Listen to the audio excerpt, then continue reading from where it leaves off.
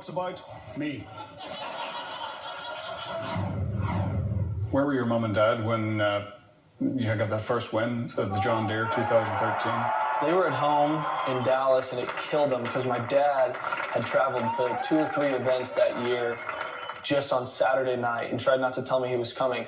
That was the one that they didn't come to because I was 6 back starting the round, and I bogeyed the first hole. And on that course, bogeys are tough scores when you have to shoot 20 under. Did you feel that sense of expectation from your parents? Because my father would show up at some of the early events I played in, and he wouldn't tell me, and I could hear him clear his throat.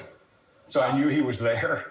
Not so much with my mom, but with my dad. For whatever reason, whenever he was caddying for me when I was younger, I would get more frustrated because I felt like, and I think that that's normal. I think that you see that a lot with whoever it is. It was always kind of out of respect for him, though, because I always wanted to impress him, make him proud, when in reality, it didn't really matter how I played. It was more how I acted that he cared about.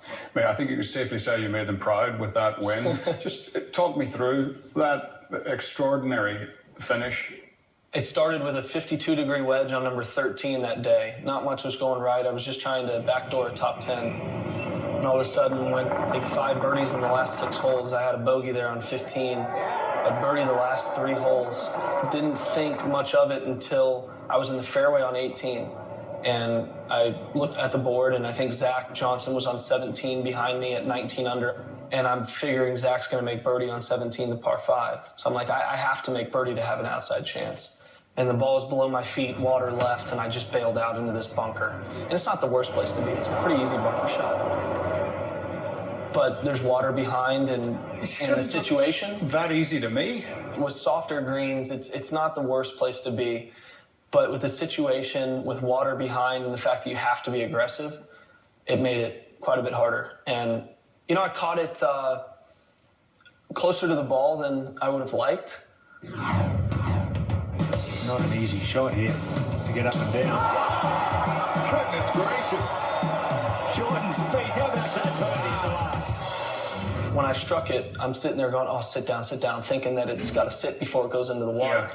I mean, it hit from my angle left of the pin and doesn't ricochet off the pin, but instead just climbs down it. Yeah.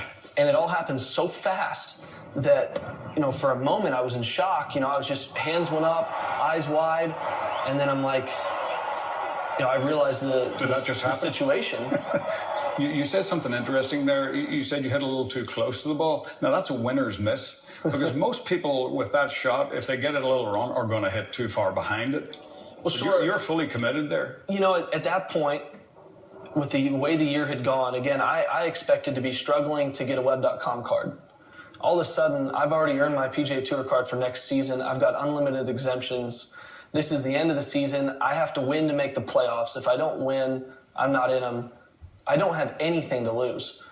And so there's no point in bailing out. Boy, I still had to survive the playoff, and I certainly dodged some bullets. He's done it. What a moment that was to then go and get to play in an Open Championship at Muirfield, one of my favorite tracks I've ever played that next week. Jordan finds motivation at Innisbrook. I've already lost to Patrick in a playoff. It was humiliating. I didn't enjoy it. Jordan Speith has won the U.S. Open. And he achieves jubilation at Chambers Bay. Huge wins coming up on Faherty.